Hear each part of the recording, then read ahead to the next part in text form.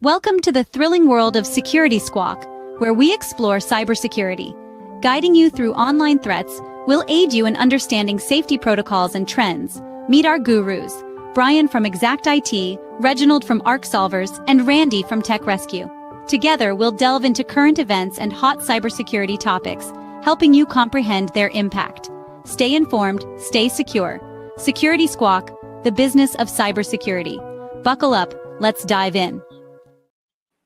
OpenAI got hit through a poison software package, and the company behind critical Ozempic injection components have been offline for weeks after ransomware. And Change Healthcare is now being sued over a breach caused by a single account with no MFA. 3 different industries, same problem. Welcome to Security Squawk, the business of cybersecurity. I'm Bryan Hornung, joined as always by Randy, Bryan, and Reginald Andre. And guys, this week we're running us into a slightly different order from the last couple of weeks.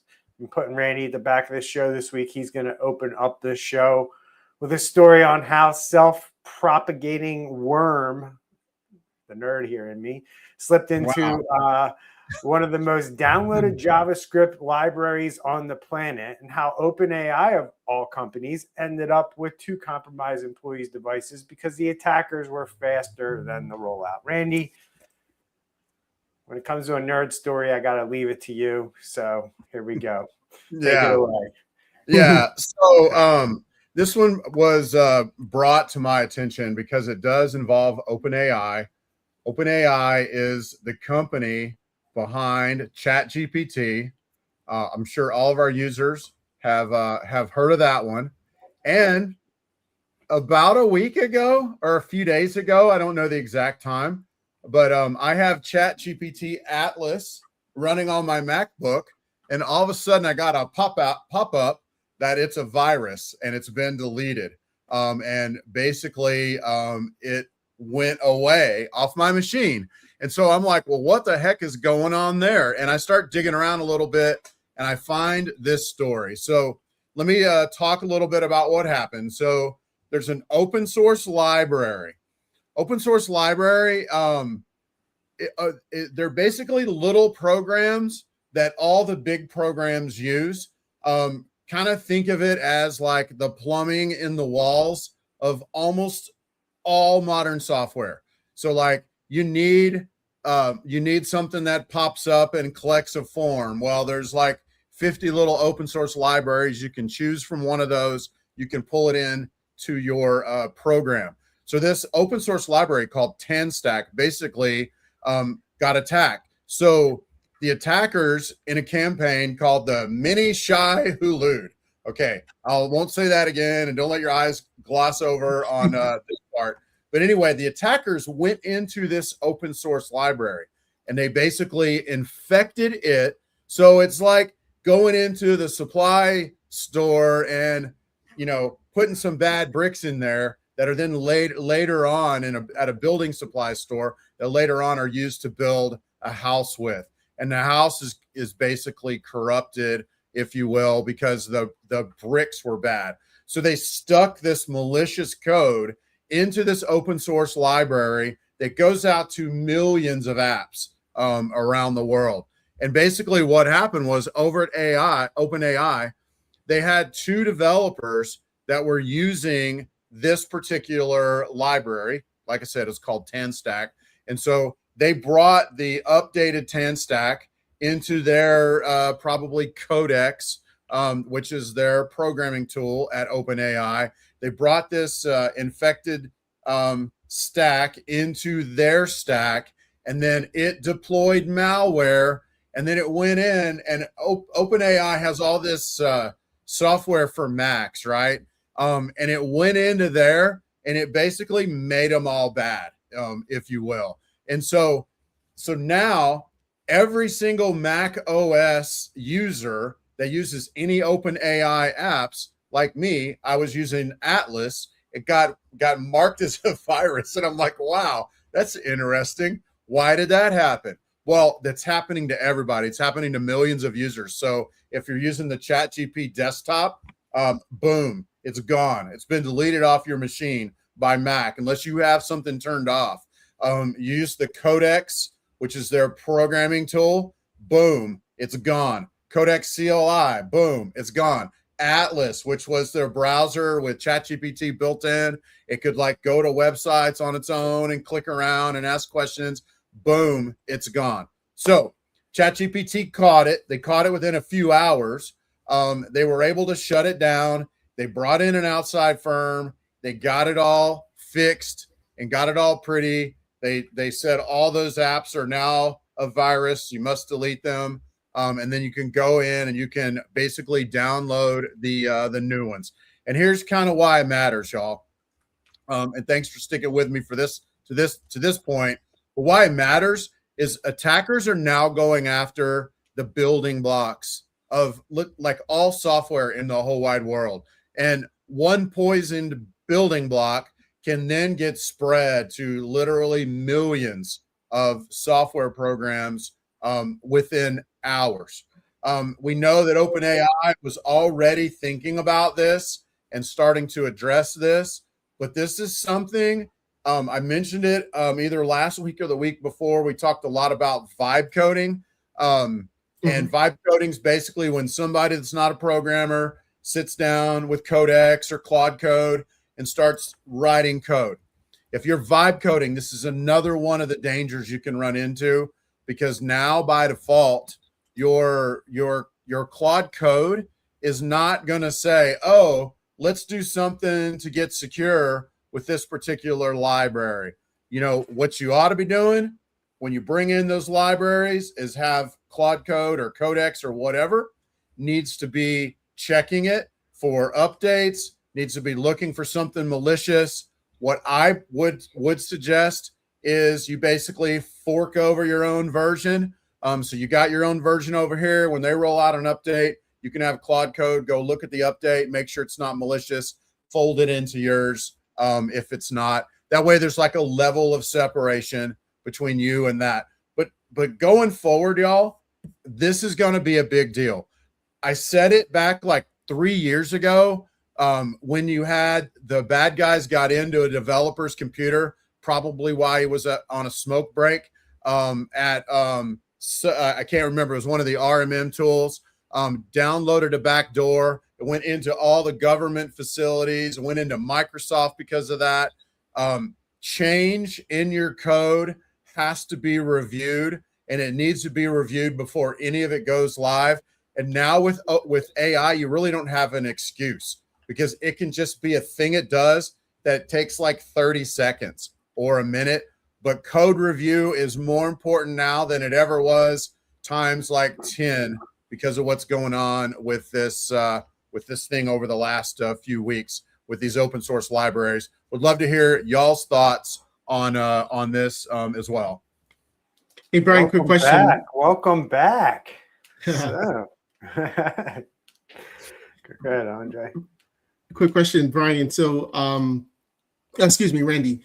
Was it the Mac that came up on the screen, like their internal antivirus, or was it your third party that caught it? It was on mine. It was my Mac. The Mac has built in like trusted, untrusted. I don't know how high tech it is, but it's there, and I'm not going to turn it off. My software works with it, and it just popped up and said, "Boom! This is a virus. We've already deleted it." So okay. No, that's great. That's great that at least a built-in one, because as we know, a lot of times people think that Macs are not susceptible to these type of things, but that's great that they saw it. Well, they are big time susceptible to these kind of things. I like to say when you use a Mac, it's like being behind a tiny wall in a war. You know, no one thinks to shoot all their guns and all their weapons over at the tiny wall. And because Macs are such a small part of the overall programming in the world, I mean, they're less than 10%, probably 6%, somewhere around there. I don't know the exact number, little higher in the US, but still they're a tiny percentage. That is not a form of security. Obscurity is not security. It's not the same thing. But yeah, the built-in did catch it, which is great. And I'm glad that it did. So what could a normal user who maybe their company had approved this application, they went through everything, they said, okay, we're going to use this, this is your do's and don'ts, but they downloaded it from the appropriate site, they trusted OpenAI and all of this. So what could have a regular user or IT person miss or done better? Yeah. Well, so one thing is, don't turn off any of the built-in security, okay? And if you download an app, because there's decent built-in security on most computers, but especially on a Mac, not on most, but on a Mac, there's decent built-in security. Don't mess with that. And if something asks you, like if you download a program and it says, hey, turn off, basically it has a frozen operating system, if you will. And it says, oh, I need you to turn that off and go into like single user mode and hit F1 and turn on the machine in a weird way and then disable it. Just say no. Don't use apps that have that. That's what I would say first. And then second off, if you're doing that, then in this particular case, the file is gone and you didn't have a choice. And now, like for me, I've got a question mark down on my dock. And if I hover over it, it says ChatGPT Atlas. If I click on it, it's gone. It's no longer there. You'll just have to go re-download from their website. Go re-download. And what they went through and they basically expired all of their certificates. They rotated all their APIs, all their codes, all their keys. Like they've done the due diligence, if you will. And so now you can go and download the fresh app and then get back to work. And I'm not sure if I answered your question or not. No. Yeah, it answered. Okay. Pretty much they did everything right. So thankfully in this case, the vendor and manufacturer, they went in and did their updates and everybody talked to each other and everything is working now, hopefully. Mm-hmm.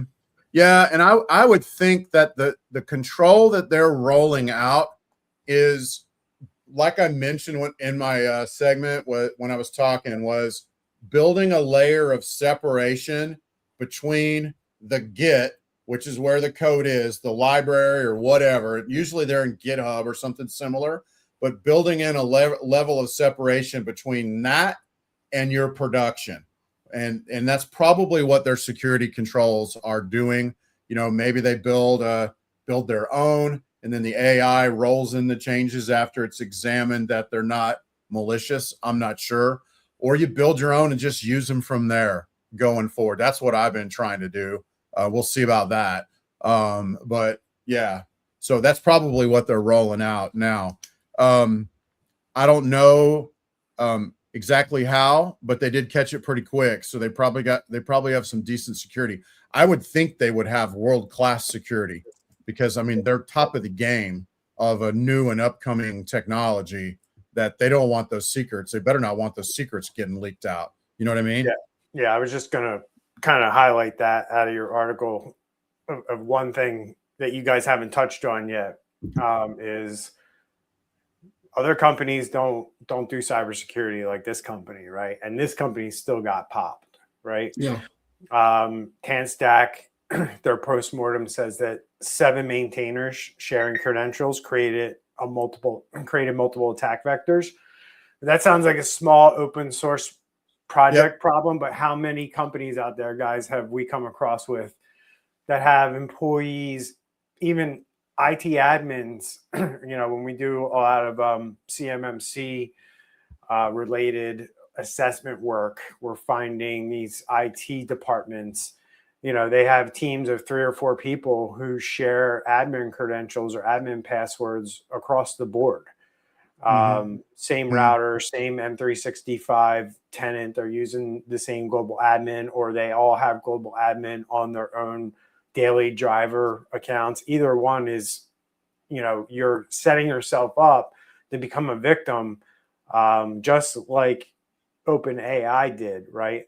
And as you rightfully pointed out, this company probably has world-class cybersecurity, so it didn't get too far. So my bigger concern here is the companies that don't do it, like OpenAI, right? How bad is it? How quickly can they move through it, right? How big will that blast radius be when it goes off, right?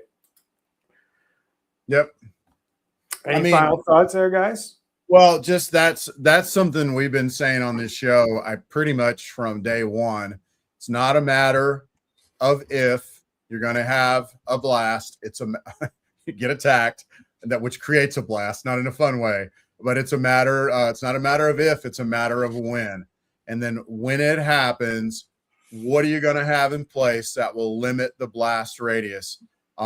These little things ought to be a few hours and not a few months or a few weeks or whatever. You can't prevent everything, but you ought to be doing due diligence to have some good multiple layers in place. I like to say if the bad guys get in, I want them to feel like they're running in chest high mud. They can't just get into one place and all of a sudden they have the keys to the kingdom.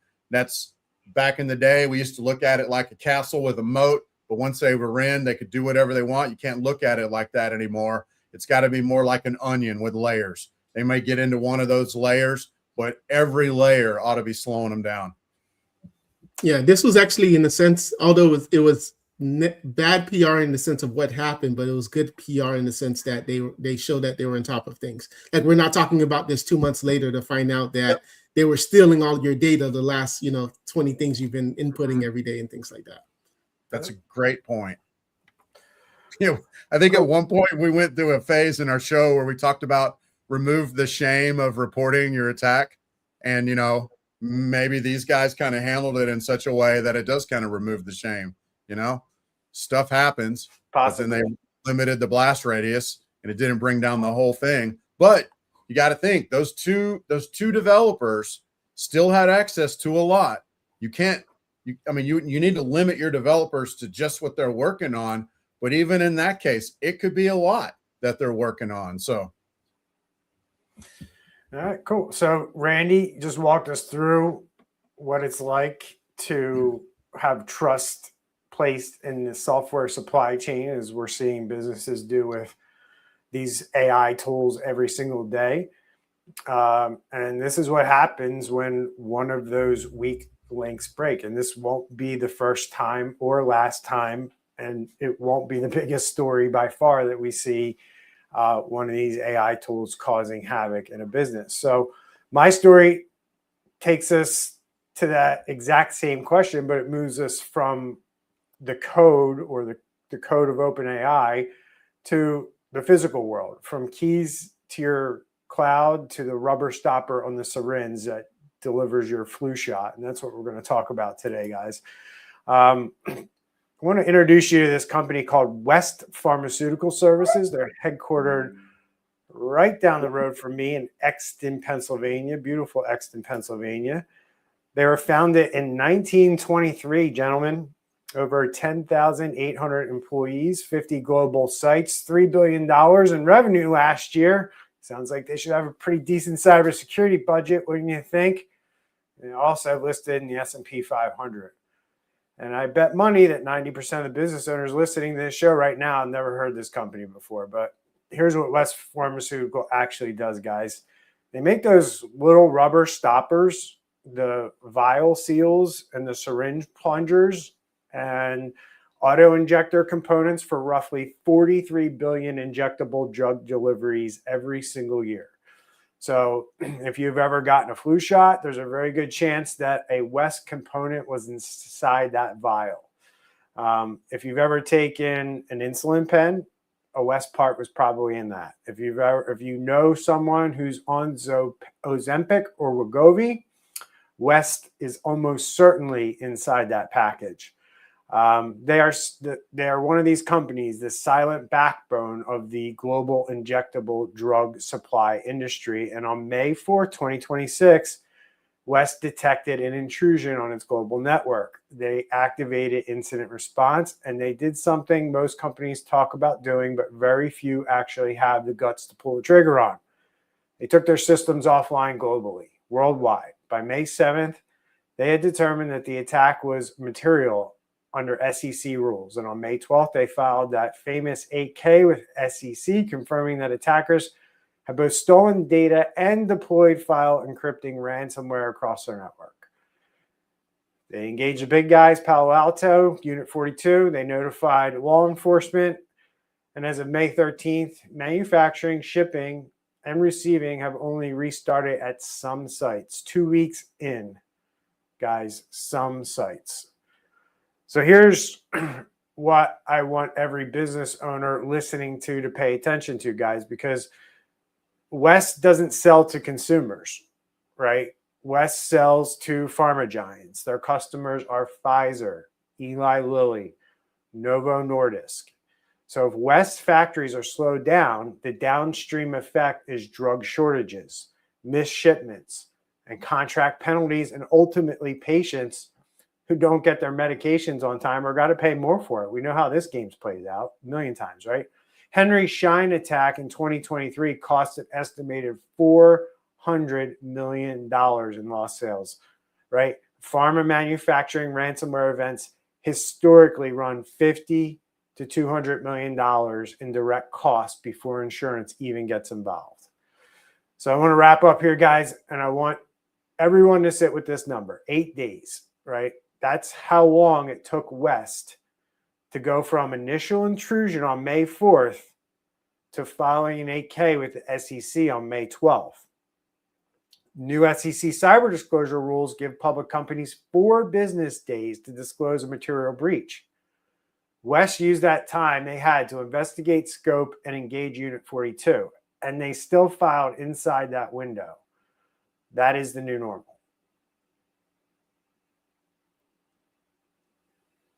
So speed, man, and you got to engage. I'm sure they paid a pretty penny to Unit 42 to get in there and help figure out what was going on so they could meet that deadline. So here we go, guys. Supply chain, third party. We've been talking about it for, feels like forever now, but it feels like we can't get away from it. Every single week on this show, one of us is bringing these supply chain issues that are caused by ransomware groups and cyber criminal groups. Yeah. If it's not something with AI related with cybersecurity, it's a supply chain. Definitely. The story is really not about West at this point, right? It's about us. It's about business owners. It's about consumers, right? God, I feel like so many people are on these Wegovy and Ozempic drugs. I mean, what would happen if they can't get it? I mean, I don't even know. Like, that's a question for Randy, right? But there's clearly things that even companies like this are not doing based on this story, right? You got to run to the outside world, get help from a major cybersecurity company to help you figure out what was going on before you could even file with the SEC, right? It almost feels like, guys, like they called them and they came in and they were like, yo, you need to file this. This is material. It's almost like they had no clue what was happening until the hackers revealed themselves. And we talked about this last week, I talked about this. I talked about this with one of our customers earlier in the week, last week, when we were looking at their company and we were looking across their industry, and we're like, look, this company is just like you in the same industry, almost the same size. And these attackers were in their network for 83 days before anyone even knew about it, right? Similar size company. So like, you got to look at this massive company here, right? And they really didn't have the telemetry, the knowledge, and know-how to know that somebody was in their system. And look, no, this is not an easy task for a company this big and this global. I mean, that is tough to know when somebody's in that big of a network. Yeah, because they confirm both encryption and data theft. And now when you're thinking about the recovery, because we hear it all the time from prospects where they say, you know what, if I get hacked, I'll just buy new computers and call it a day. But, there's a lot of other things. You got to make sure that, are the systems clean? The production data that you're either getting back from your backups, or if you did pay the ransom or whatever the case is it trustworthy? Was anything altered? So, and this is going to, like you said, a company this big, it's going to take a long, long time. In other words, you just can't turn back a flip of the switch. Yep. But, this goes back to the third-party conversation, right?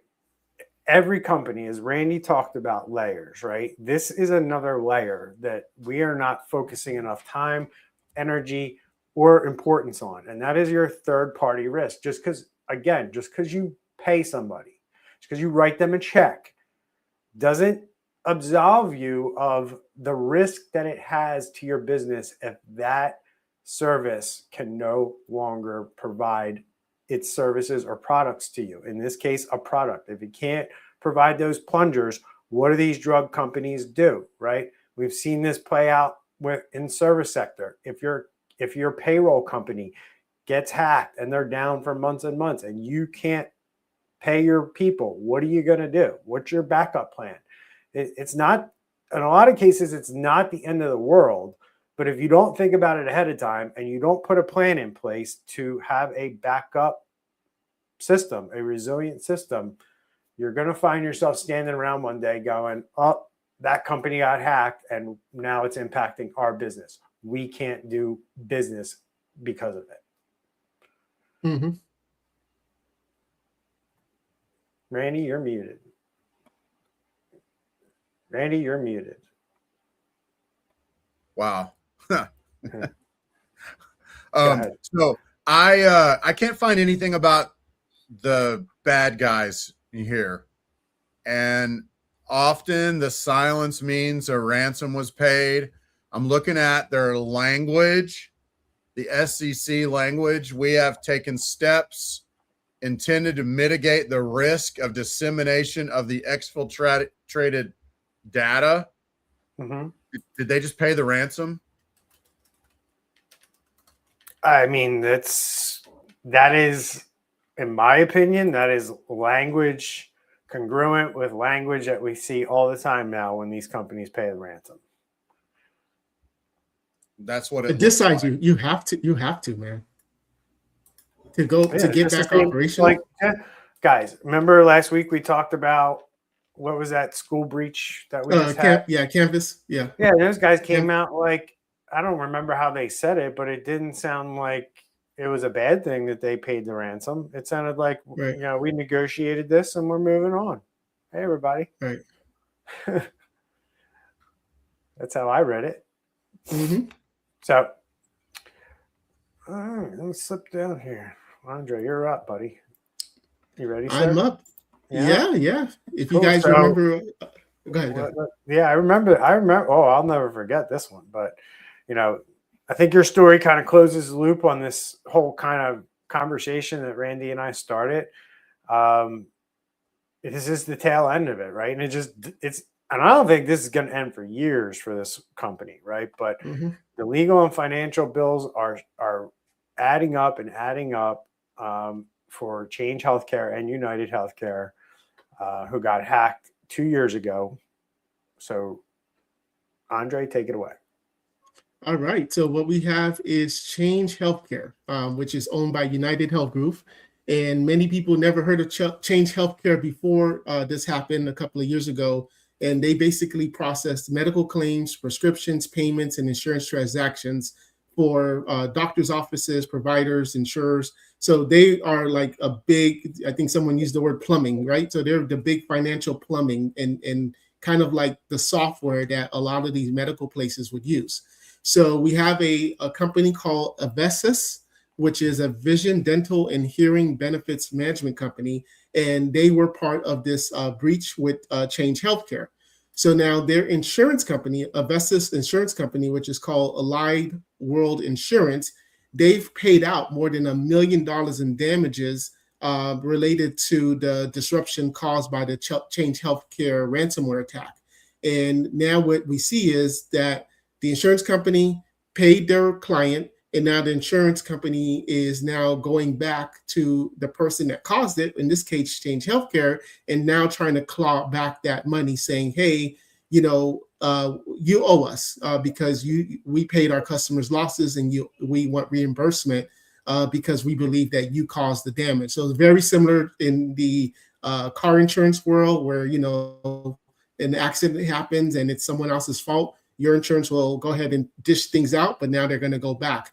Now, what this lawsuit, like you said, Brian, this is going to continue for a long time because according to the article, there are approximately 120 other related cases. And let's just say each one is an average of $1 million. That's $120 million that this is now, if you just did the quick math. So, but all of these lawsuits, they're revolving around the same central theme. Was it gross negligent? And in this case, we had MFA missing, and we had, I believe it was a weak password and MFA that was missing, and this is why they got hacked. And this is going to be kind of the angle that they're saying is this could have been preventable. So I believe 2024 is this was when it happened, right? Or late, early, something like that. Yep. So and this is one of 120. So this is very, very interesting. This is probably going to be over. And I mean, we remember the doctor stories, right? Small doctors' offices, they couldn't do payroll because they couldn't bill the health insurance companies and go through all of that. Yep. So here we are. Yep. And here's what I want to kind of point out. And maybe a lot of business owners already know this, but I'm going to kind of state the obvious that I think most business owners honestly think cyber insurance works like car insurance, right? File a claim, get a check, and a story. And we are learning that's not what's happening here, right? Allied World paid Avisis their $1 million, and the story doesn't end. Allied World turns around and sues Change Healthcare to get that $1 million back, right? Because Allied World couldn't perform their services. Why? Because Change Healthcare had a cyber attack, not because Allied did anything wrong, right? So this other company, Avisis, who they have a contract with Allied World, they sued Allied World because they didn't get what they were promised. Why? Because Change Healthcare got attacked, right? So we have this now monkey humping a football situation in the business world here in America because we absolutely refuse to do the right thing around cybersecurity. So now we got just companies suing each other left and right because contracts did, and this is the freaking mess. It's almost like, guys, we're almost in we're close to, if not there already, with a spiral of death. Now you got the top companies in the world literally just suing the shit out of each other over cyber attacks. Yep. That is the world we live in now. So, Andre, how long do you think till we get to the end of this Change Healthcare debacle? Because we're now 2 years into it, and it's going strong. Well, I wonder if this be like if they do because that's the thing. Even though United Healthcare, guys, because that's what they do. They turn around and go, "Oh, we're going after them now." Like, and in a way, car insurance does work like that, right? If you hit somebody, right, or you hit multiple, if you hit somebody and they hit somebody and they hit somebody, you're at fault for like all 3 accidents, right? And now you're paying for so like it's kind of the same thing. Like if your cyber attack, if your accident blows up so big, blast radius, we talk about it all the time on this show, that it starts to impact companies you don't even do business with, 3 companies away from you, but they're part of that supply chain. It's fair game. And business owners need to realize that. Somebody you've never met before, your company's doing business with somebody, but they're doing business with somebody else and they get impacted. Now they're coming after you. And you don't think that can happen? It absolutely can happen. So I have an answer for you, Randy. Okay. So United Health Group, with all of their companies and different departments that they have, they do about $400 billion per year, roughly 20 to 25 billion in net income per year. So that's about 1.6 billion, 1 billion per day is their daily revenue. So how long is it going to go for? Until the money dries up. Yeah, you're probably right there. So I just threw it in the comments. So you'll see it if you're watching us live, but business owners should be asking these questions, right? Go ask your broker, or ask yourself this, right? If a critical vendor of mine goes dark for 14 days, am I covered for the cost of running manually, retaining alternate vendors, and overtime? Right? So the coverage is actually called contingent business interruption. And it needs to be part of your policy, or you need to make sure you have enough coverage on that particular section, because look, they slice and dice these limits all over the place for things like this, right? Meaning we'll cover you for your business, and that's what they get you to kind of focus on. What does your business do? What's your revenue level? What's your opportunity cost if you can't run, right? Well, what's the guy over there? What's their loss if you can't run? And what about his suppliers and vendors? Is there any risk there? If you guys don't understand this stuff when you write big contracts to partners and vendors, right? Hey, I'm outsourcing part of my business to you. Are you going to outsource part of that to anyone, or are you going to do it all in-house? You might want to know that. Mm-hmm. Not because of quality issues, right? But because that company now is signing a contract saying, we expect so much business from the company in the middle, the company you're paying. And if that doesn't come through because now your money's dried up because you're dealing with a ransomware attack, that third company might go, I was expecting this money. Now I'm not getting it. I'm going to go after my customer. And then his insurance agents are going to look around going, who can we go after to make up for this? Because that's what insurance lawyers do. Yeah. All right, guys. Any last thoughts? None? Mm-mm. All right. I have one. Oh boy. Almost ran out of time. Got it in there. Right. Just about responsibility. Don't just throw responsibility to the next guy. Kind of what you're just saying about signing the contracts. But it's just, I see it in business. That's why I say, because I see it all the time. People write checks and think that absolves them of almost everything. And we're learning it doesn't. Right. We see the mistake being made over and over because we keep seeing this same story just change the name of the business and change the industry. Yeah, because at some point, even though United Healthcare makes that type of money, but their insurance policy can probably go only so long, and then it's negotiations, and they're going to try to drag it out, and then it's going to be wait in line, buddy, and unless you have that much time in your hands. Definitely the client itself. Dude, we have to understand as Americans that we pay for all this stuff. Mm-hmm. These lawyers don't work for free. There isn't some pool of lawyers who just work for corporations for absolutely nothing to figure all this shit out.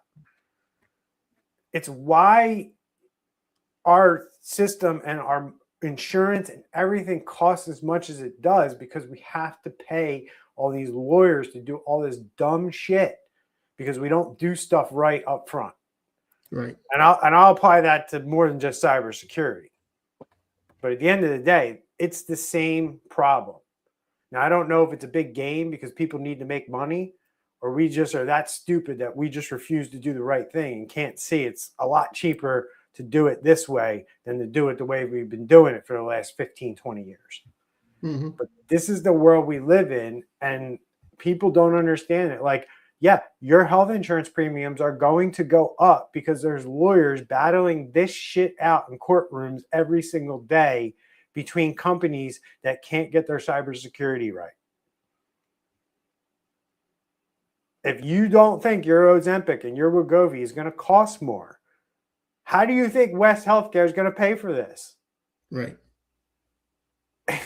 Your shot is going to cost more because they're going to charge more for the plunger. Eventually, right? The way this plays out, they'll go get a loan to cover whatever's under contract now to cover the difference. But then in the future, maybe a year, whenever the current buying contract runs out for them and they have to start buying more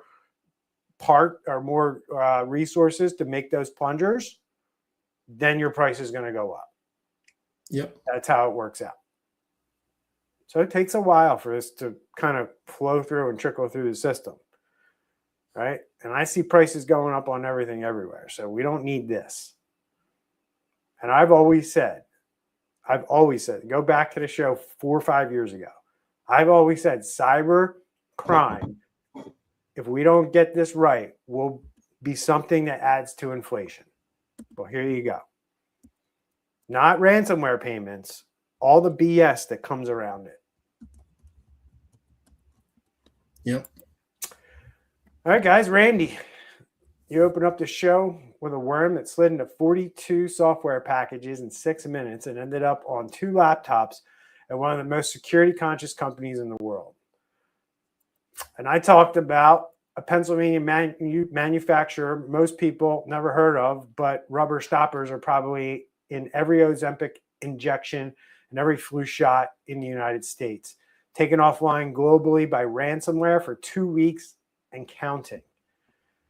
And Andre, you just close this out with an insurance company suing Change Healthcare 2 years after a breach. Millions of dollars in losses for this company at a regional dental insurer in Arizona, and they want their money back. The common thread in all these stories is this: trust placed into third parties now is the single biggest risk in cybersecurity, and it is still being treated by most companies as somebody else's problem to manage. Your developers trust in things like NPM, your patients trust in things like the pharma supply chain, your customers trust in things like insurance clearinghouses. All this stuff needs to work. And when it's disrupted by cyber criminals, that's when you see these lawsuits flying back and forth. All these trust relationships are in a place where a breach from somebody you barely know becomes a business-ending event that impacts your life personally. And that's what I'm trying to get people to understand. We have to own this as people, as business owners, right? The Tanstack worm did not choose OpenAI. It chose whichever developer clicked install first, right? The West attackers did not choose Pfizer. They chose the company that made Pfizer's rubber stoppers because they could get in, because they didn't make it, as Randy said, they didn't make it thick and hard to get through. The Change Healthcare's attackers did not choose a Visas. They chose an account with no multi-factor authentication on it. And the damage flowed downstream from there, right? If you don't know on a single page who your critical vendors are, what your critical vendors are, what data they hold for you, and what happens to your business if any of them goes offline for 14 days, you do not have a good enough security strategy in 2026. You have a hope, you have a prayer, and hope is not a strategy. The companies that survive the next big breach and survive AI are the ones that did the unsexy work of mapping their dependencies, renegotiating their contracts, and running tabletop exercises before any actual event occurs in their business. That's the show. Thanks to Randy and Andre for bringing it today. As always, appreciate it. And if any story, folks, made you think about anything, your business, a vendor relationship, a contract clause that you might have, an MFA gap in your own organization, right? Make sure you examine this stuff. That's the whole point. You can check us out at securitysquawk.com for more information, more resources. If you're not subscribed yet, please do so. Hit that subscribe button right now, wherever you're listening. And if you've got a minute or two, please leave us a review on any podcasting platform that you may be listening to us from. Hey, you post them, we read all these comments. If you do them live or while we're on the live stream, we'll put them up on the screen if it's a good and it adds to the show. We appreciate the support. That's why what we do, we don't bring vendors and we don't bring annoying ads on this show as a result of your support. And you can always support us however you want over at buymeacoffee.com/securitysquawk. Links are in the description. See everyone next week. Stay safe, stay secure. For Randy, Andre, and Bryan, We'll see you next week. Take care. Take care. Bye, everybody.